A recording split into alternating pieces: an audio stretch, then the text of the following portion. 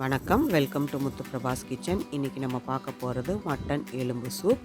இது குழந்தைங்களுக்கு, உடம்பு முடியாதவங்களுக்கு, கால்சியம் டெஃபிஷியன்சி உள்ளவங்களுக்கு எல்லாம் நல்ல சூப்பாக இருக்கும். ரொம்ப ஹெல்தியான சூப்பும் கூட. இது செய்யறதுக்கு தேவையான பொருட்கள்: எலும்பு 250 கிராம், வெங்காயம் 2 பொடிசாக கட் பண்ணது, தக்காளி 2 பொடிசாக கட் பண்ணி வச்சுருக்கோம். தாளிக்க தேவையானது: பட்டை 2, கிராம்பு 1, பச்சை மிளகாய் 1, காஞ்ச மிளகாய் 1, அரை டீஸ்பூன் சோம்பு. இப்போ அரைக்கிறதுக்கு அரை டீஸ்பூன் மிளகு, அரை டீஸ்பூன் சீரகம், ஒரு கைப்பிடி சின்ன வெங்காயம், 4 பல்லு பூண்டு, கொஞ்சோண்டு இஞ்சி, தாளிக்க எண்ணெய். மிளகு, ஜீரகம், சின்ன வெங்காயம், பூண்டு, இஞ்சி எல்லாத்தையும் போட்டு நல்ல ஒரு பேஸ்ட்டாக அரைச்சி வச்சுக்கோங்க தனியாக.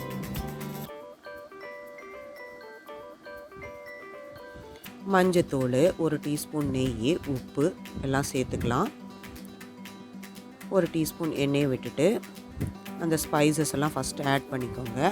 அப்புறம் காஞ்ச மிளகாவையும் பச்சை மிளகாவையும் கிள்ளி போட்டுக்கோங்க. அது ஒரு தனி ஃப்ளேவர் கொடுக்கும். அது நல்லா வெடித்ததுக்கப்புறம் ஆனியனை சேர்த்துக்கலாம். நல்லா வதக்கி விட்டுருங்க. இப்போ நெய் சேர்த்துக்கோங்க. இதுவும் ஒரு தனி ஃப்ளேவர் கொடுக்கும், உடம்புக்கும் நல்லது. ஜிஞ்சர் கார்லிக் பேஸ்ட்டை அதில் போட்டு நல்லா வதக்கி விடுங்க.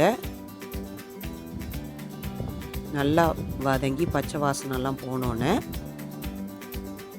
தக்காளியும் மஞ்சளும் அதில் போட்டு நல்லா வதக்குங்க.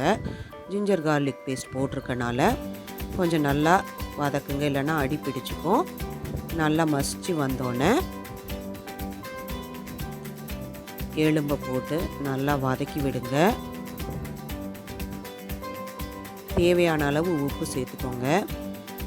மிக்ஸ் பண்ணி விட்டுட்டு நல்லா வதங்கட்டும். 4 கப்பு தண்ணி சேர்த்துக்கிறேன் நான். சேர்த்துக்கிட்டு நல்லா கலக்கி விடுங்க. லிட்டை மூடி ஒரு 7 விசில் விட்டுறலாம். உப்பு சரி பார்த்துக்கோங்க, வேணும்னா உப்பு சேர்த்துக்கோங்க. கொத்தமல்லி தழை தூவுறதுக்கு கொஞ்சம் கட் பண்ணி வச்சுருக்கேன். சூப்பு ரெடி ஆயிடுச்சு. இதில் கொத்தமல்லி தழையை போட்டுக்கோங்க. சளி இருமல் தொந்தரவு உள்ளவங்களுக்குலாம் இது ஒரு நல்ல ரெமடியாக இருக்கும். ட்ரை பண்ணி பாருங்கள்.